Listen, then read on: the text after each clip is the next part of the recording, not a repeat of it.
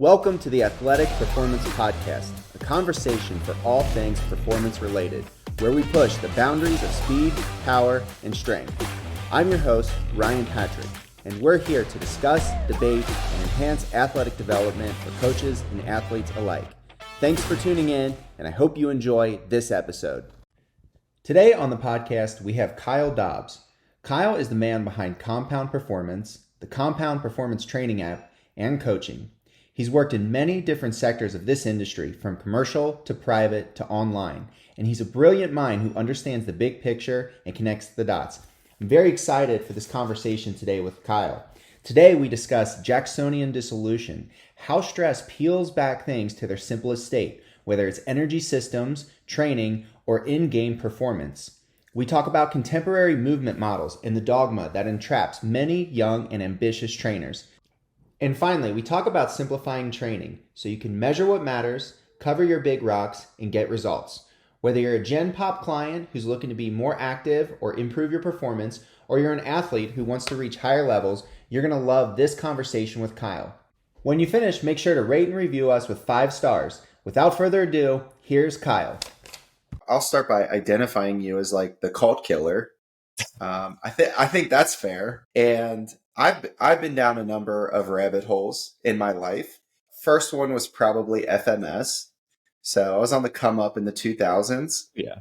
Gray Cook and Ryan Lee got linked up, and the FMS became not just a movement system, but a whole paradigm and thought process. And it probably helped in a lot of ways, but probably hurt in more because we were so aligned with hitting these made up criteria. Not that there's not value in it, but fairly arbitrary set of tests. We've done the PRI things. We've done a little bit of DNS. Throw some FRC in there. FRC, yeah, ABC, NBC, whatever it is. I've always loved you because you're a guy who gets the big picture. And I'm sure you've probably been down some of these rabbit holes yourself. But what was the instance that actually made you pull back and just observe some of the larger forces and principles at play here? Yeah. And likewise, by the way, I think a lot of it just, it came with time. And honestly, similar to what you just said, went down the NASM OPT, went and then moved on to the FMS, and then moved on to FRC and DNS and PRI. And honestly, these paradigms, I think it's one of those things where once you go down enough of them, you start seeing the similarities, not only in what they're trying to have in common, but also just what they're trying to teach individuals and get them to believe. What kind of constraints they're putting in place from just a general principles of training perspective, right? And I think that's where anytime I'm working with coaches or I'm working with individuals, one of my main focuses is identifying the things that person is able to do, right? What can you do? What's progressible? What can we move forward to based on your goals and your abilities?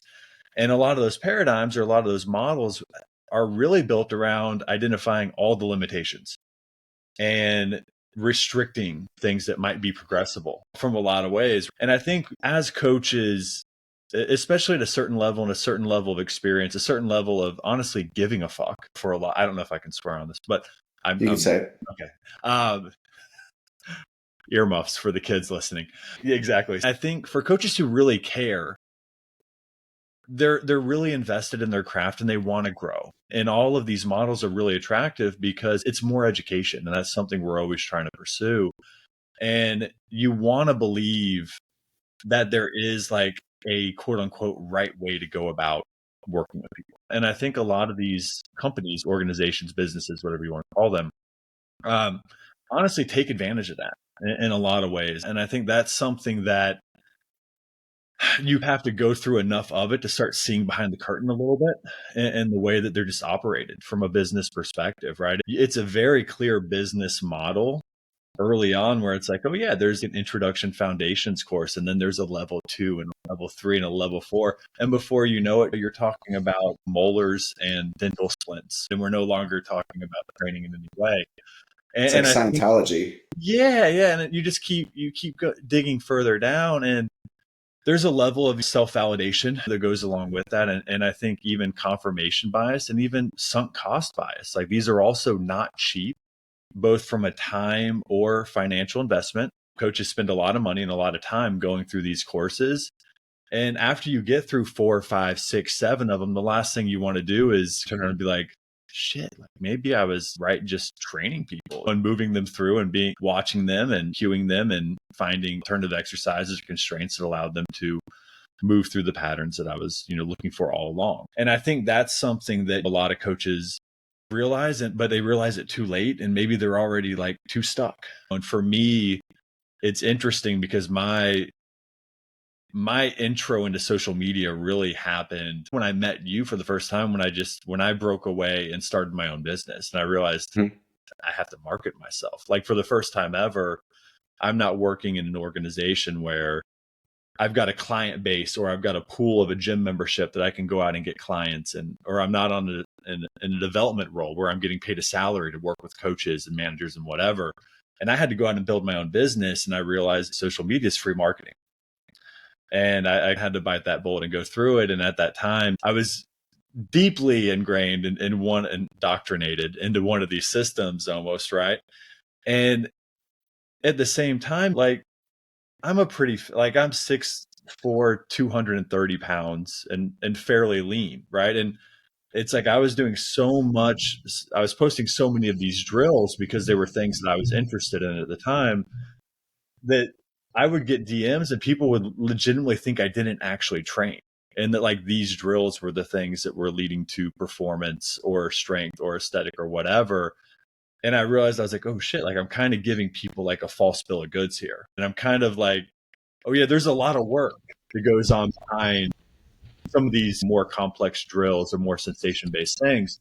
And people were really like almost disappointed in that, where they're like, oh, you deadlift and like you squat like with a barbell on your back, like oh god. But it's like, yeah, I do all those things and I have for over a decade, and that's where you get where you're at. So it's definitely something where I think gosh, that was a tangent, there's a lot in there, but I think that was definitely my realization too, where it's like, oh, like I don't want to be the person that's selling these things as the answer, when really they're just more of a contributor and not even a major one in a lot of ways. So I had to change my content, my message, and the things that I was just in general talking about and demonstrating throughout that process. Yeah, I think that's fantastic because I'm not British, but I think there's just a lot of wankers that are personal trainers, especially the more indoctrinated you are. These are the guys who want to jump on and start to dissect Usain Bolt's sprinting technique. I'm like, are you out of your goddamn mind? Like, what are you talking about? Like, you haven't even trained a state champion, let alone the fastest man ever or anybody who's even remotely world class. But they get in it, they start talking about it. We're always symmetric. This is pretty normal. And the other thought I have, Kyle, is that I think back to telling my mom I was going to be a personal trainer and open a gym in college. Jeez, just the disappointment in her voice at the time. As well.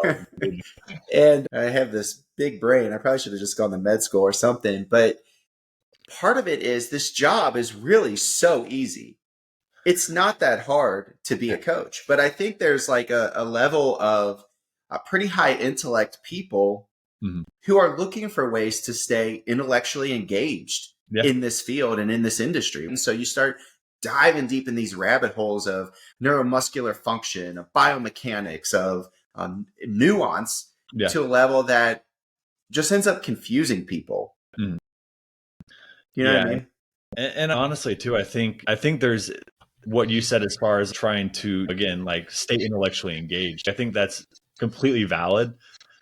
But I think even more so with a lot of people, it's to differentiate themselves from the quote unquote dummies that just have CPTs, but still get results, right, with their clients. And that's, they want to be better than.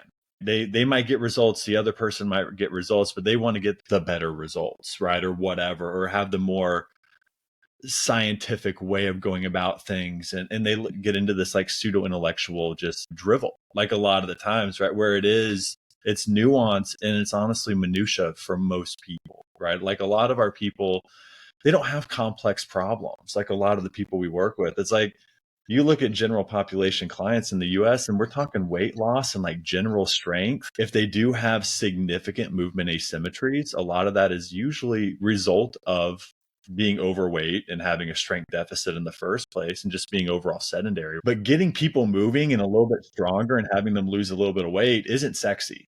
Because because like you said, the barrier to entry in this industry is low. Anybody can do that.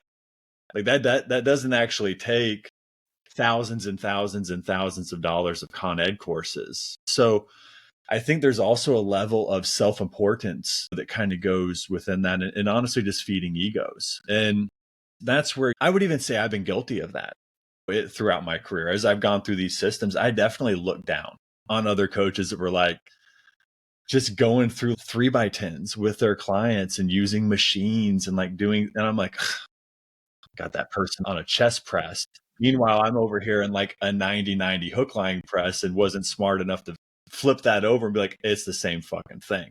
Right. I just created a more complex solution that's actually harder for my client to do correctly or appropriately. So they actually picked a better exercise selection in all honesty. Right. So it took me probably too long to figure that out myself. So I see it now on social media, and a lot of people are using these acronyms and these models as differentiators and really as ways of validating their own intellect and the time they've spent on education. That's fine. But when you get to a point where you're talking about your education over your client results, that's also a problem.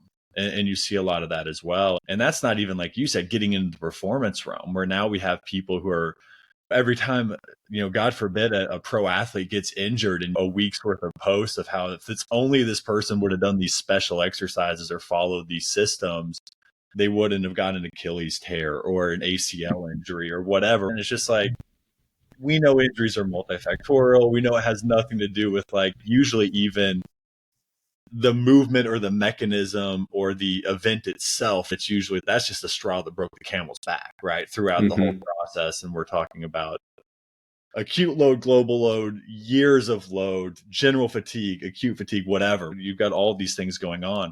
And somehow it's like, now, if only we would have done like these co-contractions or this knees over toe variation instead of a normal variation, this person would have been injury free their entire lives and somehow been even more successful, even though they're one of the highest paid athletes and performing athletes on the planet. You mentioned Usain Bolt. Like, I remember when like Kevin Durant tore his Achilles a few years ago, right? And it's all these coaches are looking at like his level of pronation and inside edge and instep and all this stuff. And it's like, this dude's like 36 now. He's been playing in the NBA since he was 19 years old, right? Some of us are old enough to remember him at the University of Texas as a 140-pound 6'10" freshman, right? Yeah. And it's like, and it's just, no, this guy's just been playing ball forever, every game of every season, almost every minute of every game.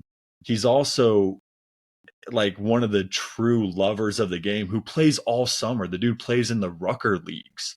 He's playing on any USA team event, whatever. He takes no downtime. And he got injured because athletes get injured sometimes.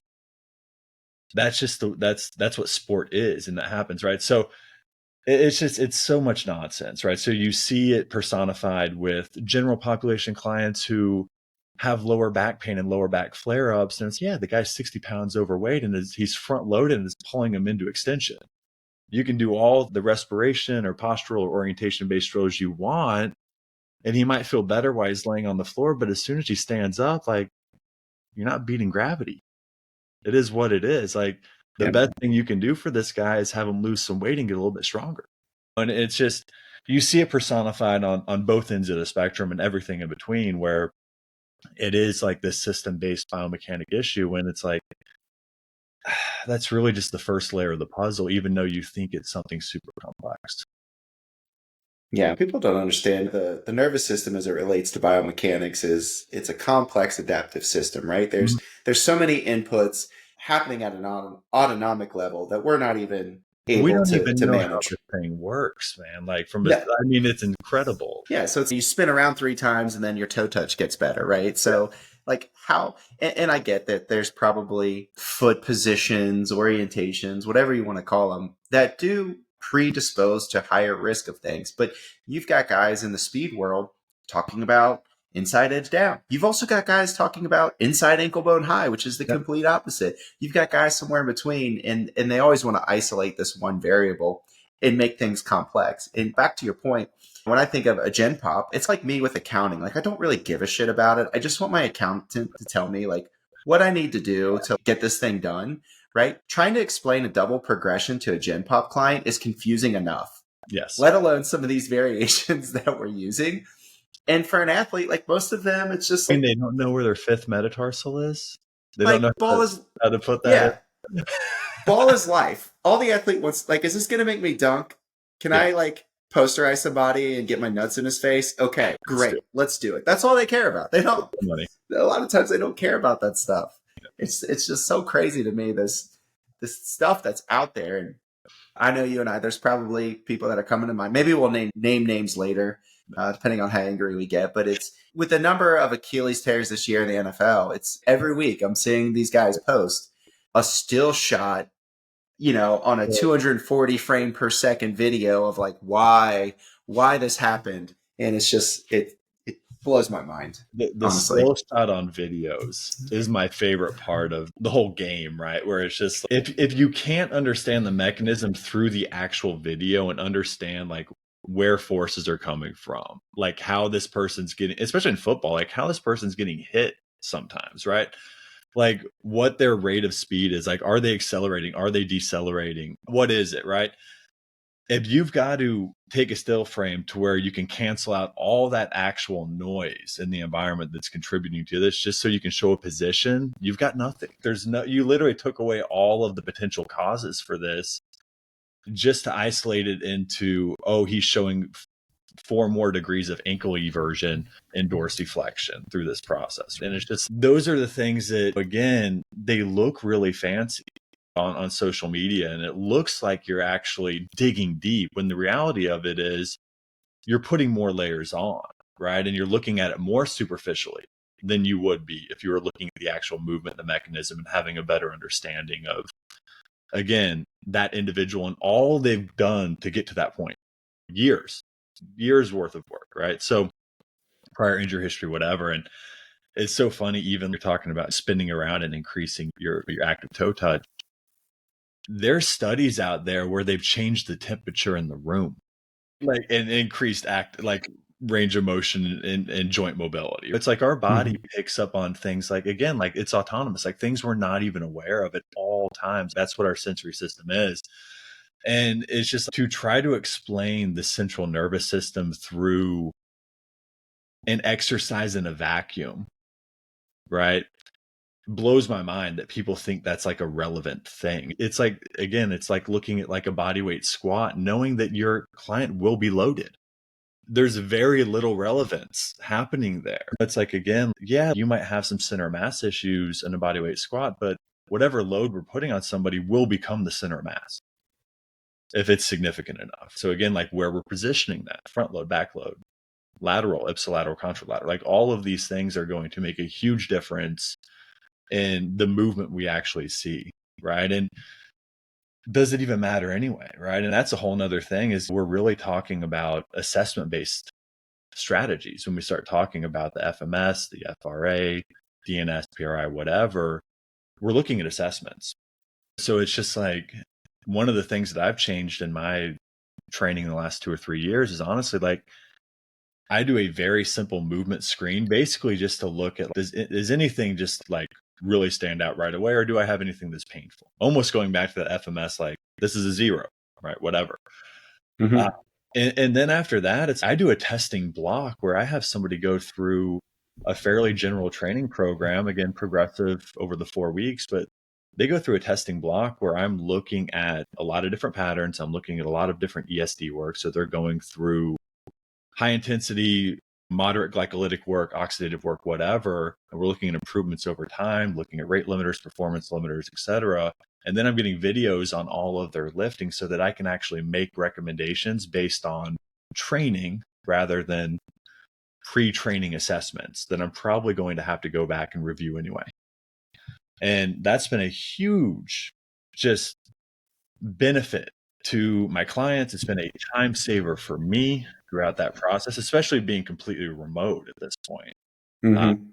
It's just, I think that's something that I would recommend to all coaches. If you want to run a movement screen, like again, like mine is, I literally have people do a bodyweight squat, a standing toe touch, a push up, an Apley scratch test, and I watch them walk 10 steps forward and 10 steps towards me. And if nothing stands out to me like that, where I'm like, ew, right? Or they tell me it hurts, and I'm like, all right, it's trainable. I just need to pick good exercise selections based on what I'm seeing. And if you can't do that as a coach, you're in trouble. Oh, absolutely. And I think the online model almost necessitates filtering out a lot of that noise, right? Mm-hmm. So we do a very similar movement assessment with my athletes, and I'm very clear with parents. I just want to see how these kids move in a low force, low strength, low fatigue, low speed situation. You know, like just see what's popping up. Yep. But I'm going to have them do performance stuff later. And even that, when they're on the force plates, it's a bilateral symmetrical jump. Like they're never doing that in sport, right? And we're trying to associate all these things inside the gym with these perfectly manufactured cylindrical balanced weights. Cavemen were probably lifting offset rocks and shit. You know what I mean? Like this idea that everything is like just perfect symmetry and so clean is really abnormal, but I don't know that we consider it that often. But the stuff that happens in sport is just, it's so unpredictable that I don't know how we can draw these associations sometimes. Yeah, that's the big thing is, again, even not even talking about the fact that sport is chaos, right? It's chaotic in general, but it's also almost entirely reactive, where everything in the gym is going to be proactive and planned, right? So even from a psychological and a tactical perspective, it's not the same environment, right? Again, like you showing your client the force plates and saying, hey, I want you to set up. We're going to do a counter movement or a non-counter movement, whichever one it is. And I'm just going to have you jump as high as you can. We're going to do 3 of them. Now they're going into it with a completely different set of expectations as opposed to, hey, they get a steal in a breakaway and are dribbling down the court with somebody chasing them and are going up off 2 feet to get a layup and a foul or dunk or whatever. These are 2 completely different scenarios. And again, that doesn't, for me, it's, like I still think performance testing is okay because we need a proxy of what we're doing. But at some point, I would do very much the same thing. I've got performance-based tests, both conditioning-wise and power velocity-wise. One of them is a vertical jump. One of them is a med ball chest pass from the knees for max distance, right? There's plenty of things that I do that don't necessarily replicate the sport, but might give me a proxy of lower body, upper body power. But at the same time, I need to also be cognizant and aware that, hey, the stuff we're doing in a gym is really built on system integrity and tissue quality and building just more robust structure so that they can handle some of the chaos. Maybe better handle the chaos that they're going to encounter in the sport themselves. But it also leaves a lot of room and there's things that you can do to incorporate play and more dynamic attributes and whatever. Obviously, sometimes just playing your sport isn't enough. It helps, but I do think there are some things, and I'll sneak some things into like different conditioning protocols that allow for creating different angles and rotation and changing of direction and whatever. But it's definitely something where you can't just go off these symmetrical bilateral movements for your assessment because that's actually the last place most people are, or the least likely people are going to be in sport. Like the only time a basketball player has their feet lined up bilaterally, even right under their shoulders, is probably when they're standing in a timeout or at the free throw line watching somebody else shoot, right? Like, it never happened. Like, watch them run, watch them shoot, watch what the actual approach jumps look like. It never happens that way. They certainly don't land that way. So again, it's not sport specific. It's more just like system and tissue specific at that point where we're just trying to develop power. But is this going to help you jump better? Like, maybe if your limiter is just general strength, maybe, but maybe not. It could be a skill issue. It could be a coordination issue. It could be whatever. Yeah, there's a lot there that I think it's like we can do a lot of good, but we have to also be aware of the limitations that we're going to have in a gym setting. It's a different environment. Yeah, I think there's certainly baseline physical factors that we can influence through training, which may carry over. Obviously, the Russian literature always talked about what actually transfers to sport. because this is not going to be a one-to-one transfer. No. But I think you addressed a couple important things that I want to try to put a bow on. One is this idea of system interdependence, right? So if I'm an athlete and we're doing a pregame meal at IHOP and I get the stuffed French toast, which, for me, maybe if I'm a lactose intolerant athlete, now I've got to play a basketball game with a brick in my stomach, or that might impact my ability to brace a little bit when I go to jump. It might. But all of it, to me, really comes back to the Nuance model, right? The task, organism, I hate that term, task, organism, environment, right? You talked about these environmental situations of being in a gym setting or on a field, which is completely decontextualized from having an opponent, a ball, a crowd. You talked about different scenarios in terms of what kind of constraints you can use to actually create different outputs. And I feel like that almost takes you out of this tribal look of this is my 3-letter commercial group of people who were the PRI guys. It's almost like, I imagine this analogy of like, okay, you're like the parent on a bench watching all these kids play in different pods, right? You get the big picture. Everyone's here playing in the same sandbox, but you got the one group who's got the shovels, the other group who's got the buckets. And it's like they can only use those tools because that's all they see. Yep. But the reality is they're always up against this task, human environment. And if you just play with these variables, you're going to get different outputs. Mm-hmm. Yeah. And even that, like I think about, like I obviously, played basketball. Not obviously, I played basketball. It's probably not obvious at this point in my life, but it's even then, it's like you see people who are great in practice and freeze up in games, right? So it's even then like the crap, you can be on a basketball court with players competing towards goals, but even then it's like the environment is going to dictate. That's very different than having 10,000 people watching you play.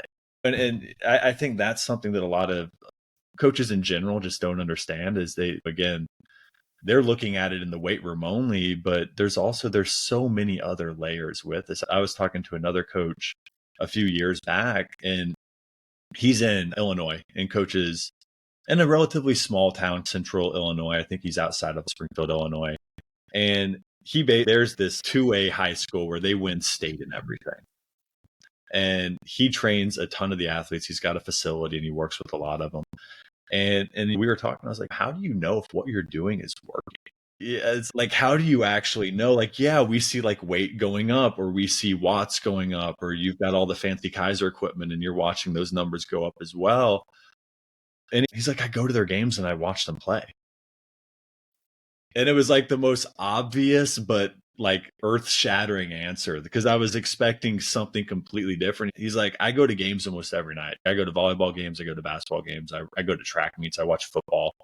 I'll watch them play and I'll see when they're new, I'm going to see where their limitation is. Like if I'm working with a basketball player, I can watch them for 5 minutes and see what is their limitation, right? Is it strength?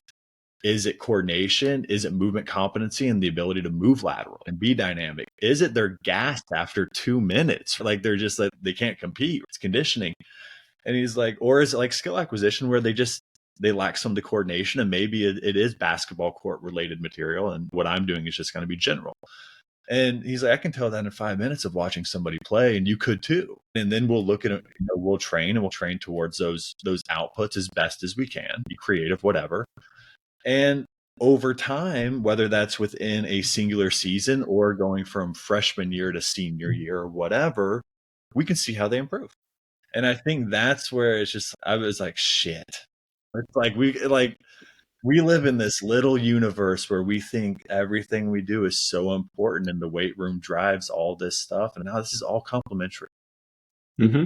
All complementary. And like you said, even the lactose intolerance, I actually had a client in Gen Pop back in the day, like my third or fourth year in training in New York. And I was like deep into the corrective. Like I was FMS'd up. I was getting into FRC and DNS, and I was like, people were spending 75% of their time on the floor. Like I was that guy. Yeah. I was the corrective exercise specialist and super fucking proud of it.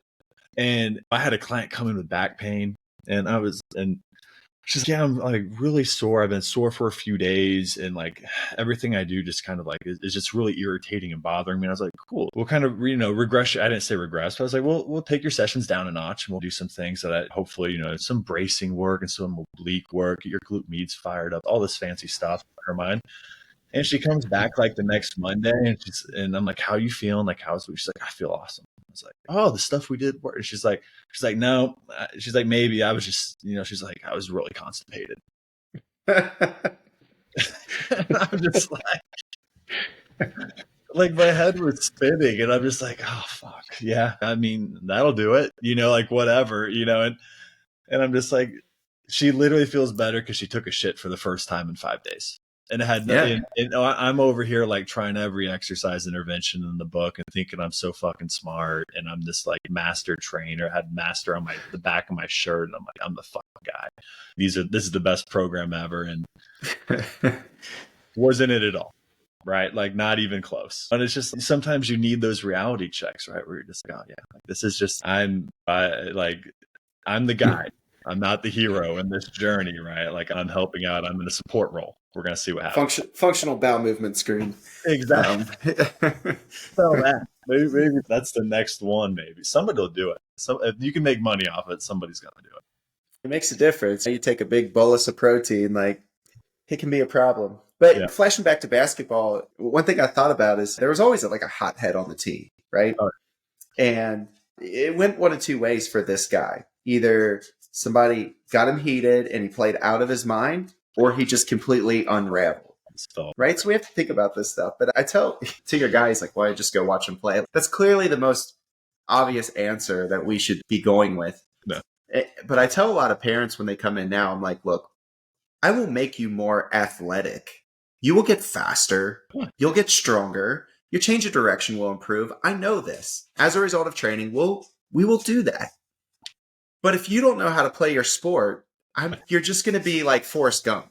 Yeah. You're going to be super fast, but you're going to have no idea what's actually going on. Yeah. So you're just going to be this machine with no clue what's happening around you. And a lot of the younger kids don't get it, but the parents are like, oh, okay. I asked them, like, is your kid good at the sport? Do they have it between the ears to actually excel? And a lot of times they do, and maybe they're just physically underwhelming or late to puberty or whatever it is. But those things are much easier to address than if you make a kid really athletic, then they'll just end up a CrossFitter. I mean, I've got, like, I coach my 10-year-old's basketball team, and they're real. It's like a club team. It's a tryout team. Like they're very advanced for their age group. But it's so interesting because you see, even at that age, like psychology, attitude, understanding of the game and spacing and where people on a court and one pass ahead versus the kids that are just like, they're faster than everybody, and it's none of them can jump. They all jump like they all have like 6-inch verticals, but they can run fast. And it's just, but you see it where you're like, yeah, so-and-so is like scores a lot of points for us, whatever, but you see how he scores and it's just like, he just beats people down the court, shoots layups. And then you've got other kids that are a little slower, but they're way more cerebral in their approach. And you see them passing to the right spots, cutting without the ball, and they don't always get it back. They don't always get in a position to score, but you see them doing all the right things. And you're just like, in 3 or 4 years, that kid's going to be a badass. Like, if we can get like the physical development to go with the knowledge of the game, he's going to be unstoppable. And you see it at that rate, and you definitely, I mean, even I was that kid who was a really good athlete, but also wasn't always in tune with the game itself, and was an all gas, no brakes type of player. And I would either be playing really well or I'd have 3 fouls in 6 minutes. Right, it'd just be back on the bench, camped out. And I was that guy where it's like one of two things was going to happen, where I got into the flow immediately and everything. I just started seeing everything, or somebody got under my skin, or I got pissed off, or I had a little bit too much caffeine going into it. And I was just like a chicken with its head cut off, running all over the place, somehow always being in the wrong position for everything. And that was me. And I think that's something to consider. I think that is a good question to ask, because there's so much more to any sport than just being athletic or being able to shoot basketball. It's like you also, like, the tactical component and being able to process information immediately and react to it on a court, especially under fatigue. One of the things I always talk about with the players that I work with is one of the reasons like Steph Curry has been so good through his career. He's not faster than everybody. He's not stronger than, and again, he's lifted, he's trained. Like you see his rookie season through now, but what he's always been able to do is keep his head on straight. Like he doesn't feel like he doesn't get stressed. And even fourth quarter stuff, when everybody's fatigued, he's making better decisions. He's finding openings in the defense. He's still able to process information, react to it super quickly. You see fast guys all the time that still can't play defense because it's more of an information processing aspect than it is a reaction time or what you would practice on a 3-cone drill in the gym, right? A change of direction drill. It's more so they can't process the information in front of them when somebody plays a jab step crossover. They get caught on the first fake and they watch it go, right? Mm-hmm. And that's something where there's an environmental aspect where it's the more you play, the better you get at those things, hopefully. But we can give people better clay to work with, but it still has to be molded within the actual competition. And I feel like that's what a lot of training does is it's like we give you more potential for success just through physical and physiological, neurological attributes. Yep. But that doesn't guarantee success.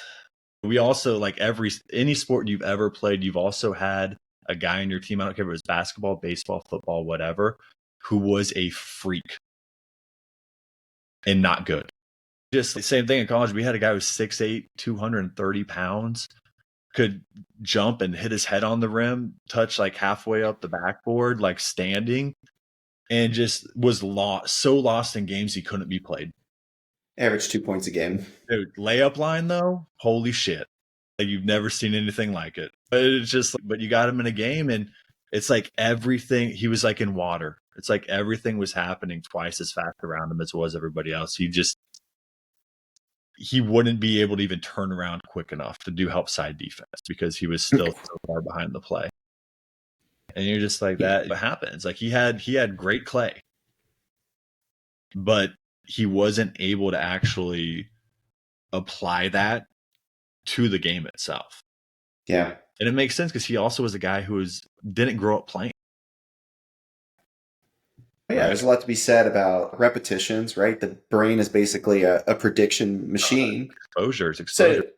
So you get crossed over 500 times in your teenage years. By the end, you're going to know how to do this stuff. You figured it out a little bit. And instead, we have just a horde of sport coaches who attribute this to a lack of mental toughness and just slaughter kids. But the idea is you want execution under duress, under fatigue. And really that just comes by virtue of doing simple things really well. It's not about how much fatigue you can accumulate, because that's a whole different thing. For example, I did a JITS tournament this year it's almost been like a year now. It was a year ago in March. And I really prepped for this. And I think this kind of ties back into what we're talking about. I had just gotten the blue belt. I was going down a weight class. I had done more conditioning to prep for this than I ever had in my life because I knew just the fatigue and the gi, like it just gets so hot and it just crushes me. My second match, I got so tired. I had this guy in my guard and I started doing like all this like day one in jiu-jitsu stuff. I'm like grabbing his collars and doing stuff. And I had a whole plan of what I was going to do if I got into this position. And I was so tired that I did none of it. And it took me probably 10 or 15 minutes after the match where I'm like, what the fuck was I doing? Like, what did I actually just do?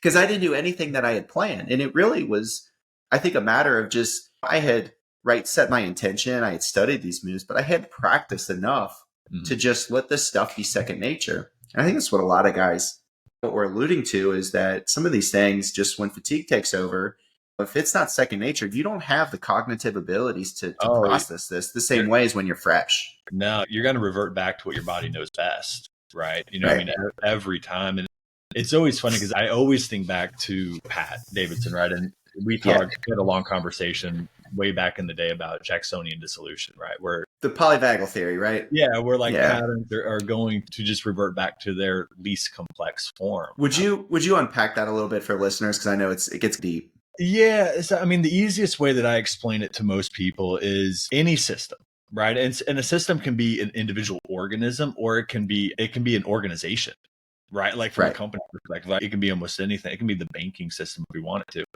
When we start looking at the more stress we add to this system, the more complexity we start stripping back. So the things that were added on later to the system, the things it's grown to be, we revert back to these very simple primal forms of it, right? The initial foundational elements.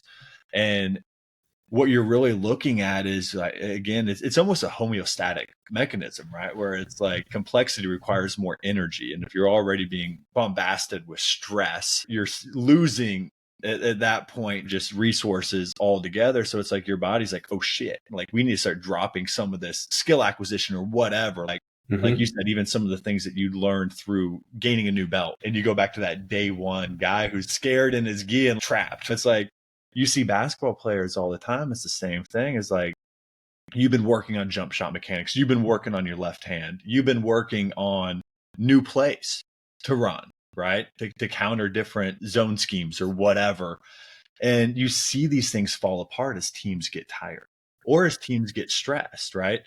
And that's where sports is, I think, such a game of just like runs in a lot of ways in a game, right? Where it's like when you're doing really well, you're up, things start, like shots start falling, plays start working. Two things are happening. You're getting this positive reinforcement. You're less stressed. You're winning. And the other team is seemingly also falling apart at teams. Like they're missing help side defense. They're throwing the ball away just straight out of bounds. They're not running plays. They're missing shots. And it's a game, and it's a game just completely built on runs and just teams like capitalizing on repeat opportunities. And I think when you look at this model of like Jacksonian dissolution, right, you just, as stress builds, complexity gets stripped away, and it's you revert back to kind of the worst form of yourself sometimes. Maybe not all the way down all the time, but it's you even look at this with like energy system. And I think that's where like substrate utilization will decrease over time as you're going. So it's just like fatigue, environmental stress, internal, intrinsic stress, right? Any kind of stress it is slowly going to decrease complexity, right? And we can look at this with exercise selections, right? The exercises that we have the opportunity for the highest physiological outputs in are typically the least complex or the simplest forms, right? They're the most constrained. And then as we add complexity, we decrease the amount of stress we can or the amount of outputs we can actually generate through them. Again, that might even be as simple as going from a bilateral exercise into a unilateral exercise. It might be proprioceptive. It might just be more skill acquisition. And again, that's subjective because obviously the more you do something, the less novel it becomes, the more familiar it becomes. But that's where, like you're saying, if you go to another JITS tournament this year and you run into the same environment after a whole nother year of practicing, you're probably not going to revert back in the same way as you get under stress. And so it's hard to define these things with athletes because it's a moving target and it's ever evolving, right? Because exposures matter, because exposures decrease novelty and increase familiarity. Your brain is all of a sudden building better models based on more positive experiences and connotations and results. Like you said, you keep getting crossed over. At some point, you're going to be able to counteract that, or you're going to quit basketball. It's one of the two things, right? And this is even branching it out further. It's like talking to a lot of other coaches, and this is actually a conversation I had with Jared Boyd a few years ago, who works with the Grizzlies. And it's like everybody on an NBA basketball team is a freak athlete. All of them. Even the ones you don't think are athletic. Marc Gasol would put us to shame on a lot of things. And it's just like the best athletes also assimilate information and new skills the fastest. It's like when we're teaching new athletes either something on a basketball court or new exercise in a weight room, you'll see some guys that they do it one time and they do it perfect. They'll watch it, they'll do it. It's like you've worked with NFL guys, you've worked with college guys, high school guys. It's you've got people that like they can see it and process it, assimilate it, and actually just reproduce it immediately, 1 to 2 reps. And then you'll have some people where it takes longer. And it's like that person that takes longer might have a higher standing vertical. But it doesn't matter if they can't process the information as quickly and make it as repeatable. And I think that's where a lot of people who have never worked with high level athletes also don't understand that aspect of it. But even in the Gen Pop realm, like you learn really quickly with your clients who's better at skill acquisition really early on in the frame. It's like you'll have clients where you got to explain a single leg RDL for 5 years. And you've got some people who they do it 2 or 3 times and they know it. And then you can start progressing it. So it's also the other leg goes up on the Turkish get up for the but that's where okay, what's complex to one person is no longer complex to the other, even though they started at the same time. Right. And that other person gained more familiarity through less exposures somehow. And it doesn't always make sense. And that's why, again, it's like going all the way back to these models where you've got like algorithmic corrective exercise solutions to these things. When you look at it from a global perspective, it makes no sense. Like it's not problem solving. That's just telling a story and hoping it works a lot of times. Yeah. I've seen the pro athletes. It's you like say, I want the RDL to look like this. You show them, they'll do 1 rep. They'll be like, let me see that one more time. Okay, got it. Yeah. I always feel like they're running on like an Apple M2 chip, and not all Gen Pop, but some of them are still on like Windows 95. Right? Yeah. It's just like that dial's just spinning. They might have got an abacus, man. It's way back for some of them. Yeah. Man, I love it that topic came up about Jacksonian dissolution because I haven't talked about that in a couple of years, but it's always in the back of my mind, especially when it comes to conditioning. I think that's one of the most relevant ways that I see it come up for athletes, because it's like you get tired and so you revert to whatever your base primitive operating system is, right? So if it's, you forget my son is 8 and maybe it's dribbling in front of your body and the guy can easily take it, right? You go back to just whatever that is. And I guess one of the questions I want to ask to you, what's your process for this like stress inoculation for improving what is most primitive for somebody? Is it just that positive reinforcement, or are there other strategies that you might consider to optimize this? Yeah, I think a big part of it, especially because we have such limited time with our clients and our athletes, right? Like when you only have 2 to 3 hours a week with somebody, or even at most, some of my remote people, I might have 10 hours a week worth of training with. That's still a really small window to create, again, training strategies for adaptation, right? And I think that's where the first step for me is always, I need to identify what their actual performance limiter is. So even going all the way back to that triad we were talking about, task, environment, human, right? Organism. And just understanding, okay, based on their goals, their task demands, what are the physical and physiological qualities do they need that I need to develop, right? Do I need to look at and focus on, right? Because again, different activities, different sports are going to have completely different qualities for completion, right? And that should impact your training, right? And how you're programming for sure. And then you have to look at the individual themselves and saying, okay, based on this criteria, what's their ability look like? Like, where do they succeed and where do they fail? What are they good at? What are they not, right?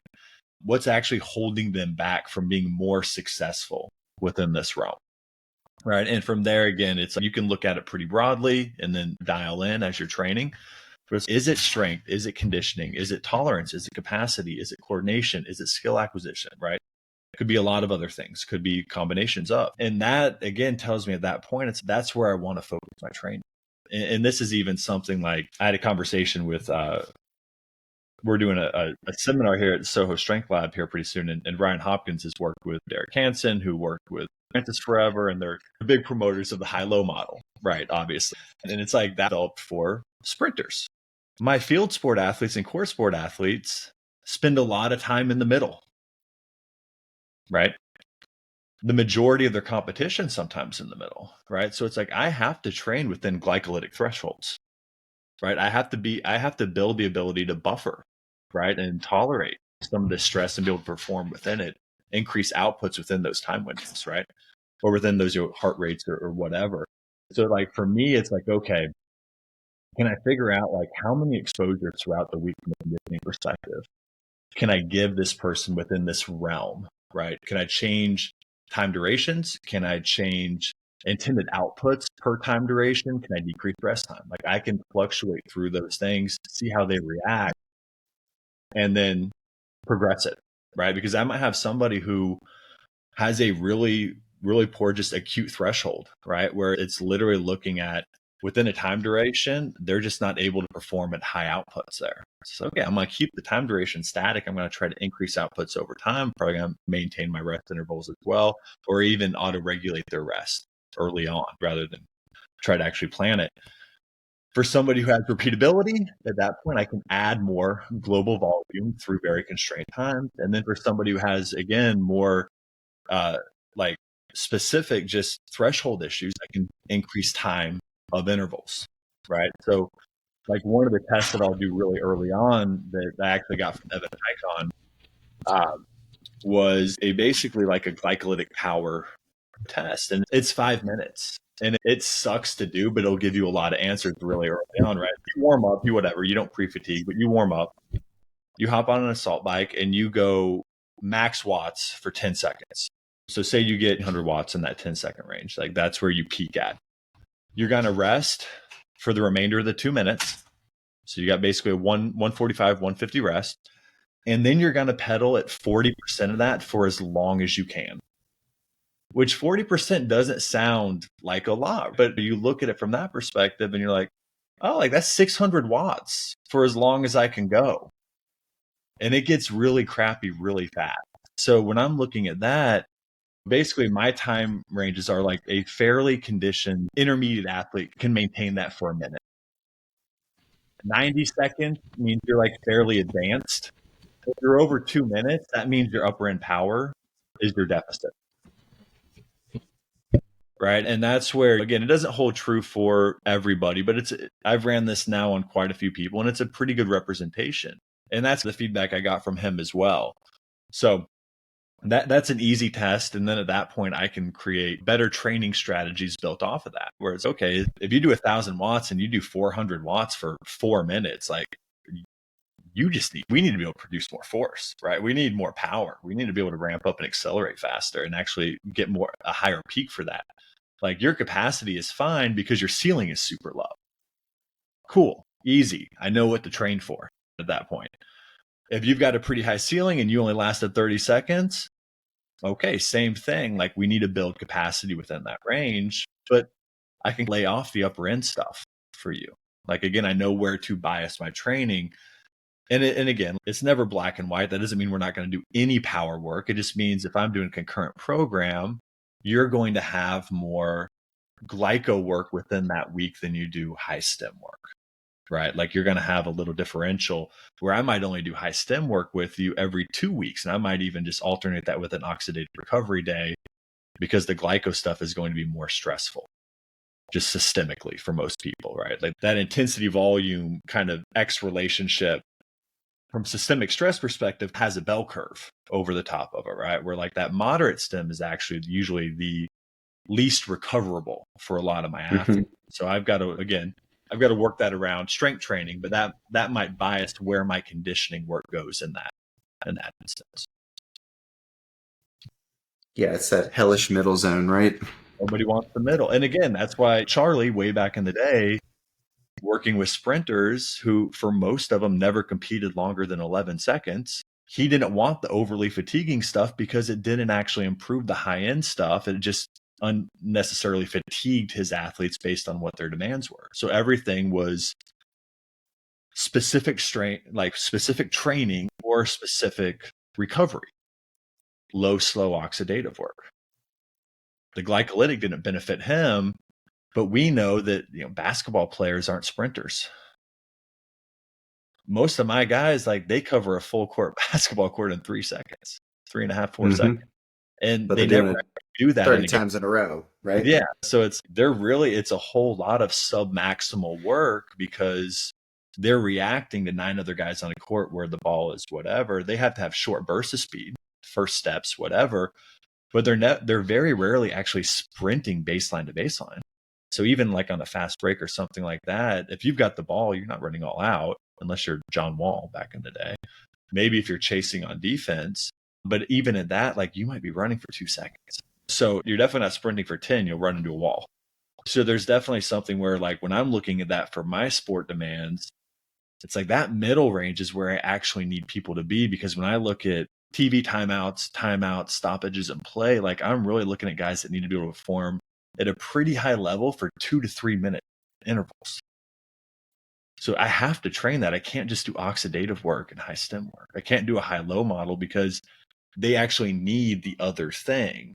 But because it is more systemically stressing, I have to make sure that I'm dosing that out really, really well based on my person and appropriately based on my person over the course of training.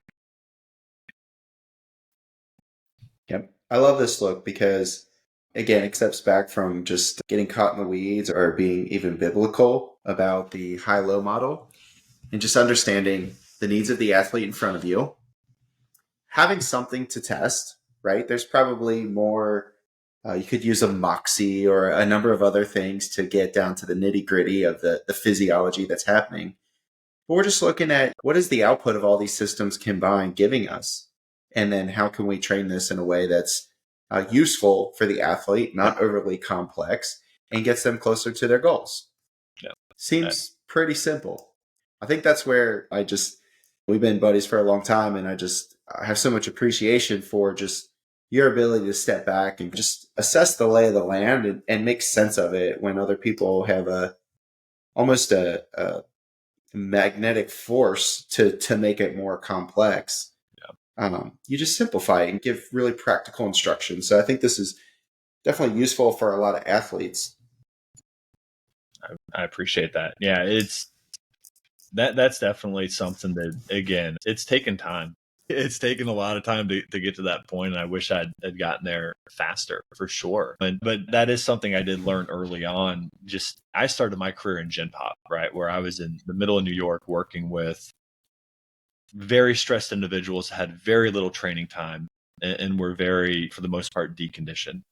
So it's like when I was training them 2 hours a week on average, I had to make the most of that time. I couldn't have them on the floor for 15, 20, 30 minutes getting ready to train when they only had an hour to train. So I had to find practical ways to integrate their preparation into their training and get them a level of stimulus. Like, we always joke around, like with Gen Pop, we just talked about the high, moderate, low model. Man, if I got somebody 2 hours a week in their Gen Pop, I'm hammering moderate, because it is the most systemically stressful, and that's all the training stress they get an entire week. I'm going to hammer that button as much as I can. And then we're going to talk about lifestyle things and allostatic. We break down allostatic load and all that and talk about lifestyle and just talking about sleep, nutrition, mindfulness, all the other crap that goes along with this from a non-anomic perspective. But when we're training, we're training. And that's going to be something that I think is also just missed with a lot of the industry, especially in the Gen Pop realm, is, I don't want to say it's anti-training, but we're doing anything but the work a lot of times. The deeper we get into these systems and the more complex we get, sometimes it's like, it's everything but stress. But we're also paid to get results. And it's like, I've never heard anybody bragging around the water cooler that they're getting more counter nutation. I know I haven't lost any weight and I'm not stronger, but I got better pelvic orientation than I did 6 months ago. It's geez, look at the sacrum on that one. I know, it's like, I can't even see it, but I can imagine what you're talking about. It's just, you definitely moved a couple millimeters there. And it's just like, we need to find a way to get results. And for coaches, again, I think, again, these systems can be valuable. I think they do provide a lens for a lot of people. I never want to discourage people from seeking out education. But at the same time, I also don't want to miss the forest through the trees and really have coaches forget why we're here in the first place and what our clients need from us. It's like we go through that intake perspective, we get the goals, we get all those things, and then we run a movement screen and we throw it all out the window. And it's like that. If you can't integrate those two sides of it, you're honestly just not that great of a coach, in my experience. If you can't integrate the physical and physiological change that person's looking for, again, that's why they come to us, with the corrective stuff or the functional stuff or whatever you want to call it, right? Whatever buzzword we're going to stick to it. If you can't combine those two things, I don't know why you're taking their money. Yeah. Definitely a rite of passage for the young trainers. We've gone through it, so keep going. But don't use these movement systems as a rush. Don't use them as an excuse to treat people with kid gloves. Well, man, we're a little over an hour now, which I think we covered a lot of ground. And I had a great time listening to you, man. You're just so insightful. You got a lot of knowledge, so I appreciate that. Why don't you tell the listeners where we can find out more about you? Yeah, I appreciate that. I am the most active on Instagram, Compound Performance, @CompoundPerformance. And then our website is www.compoundperformance.com. And that's where you can see all the stuff we do from a training and education perspective. But yeah, Instagram is where you find it. I can only handle one social media platform at a time. So that's really the one I focus the most on, probably. Yeah, makes a lot of sense. I know. I have trouble managing any. I just prefer to stay in my lane and do my thing. We talked about it, man. Yeah. No, if I didn't have to, I wouldn't. But it is for me and the way my business is set up, it's the best form of marketing I can do, and it's definitely been beneficial. But it's a lot sometimes in that world. So I envy you in a lot of ways as well. So. Well, we can trade notes sometimes, but anyway, man, I'm super honored you took the time to be here. I appreciate it. And thank you, man. Well, hopefully we'll chat again soon. Yeah, man. Thanks for having me. Appreciate it. Pleasure as always. Take it. If you enjoyed this episode, please remember to rate and review us with 5 stars only. Then subscribe so you can get all the latest updates.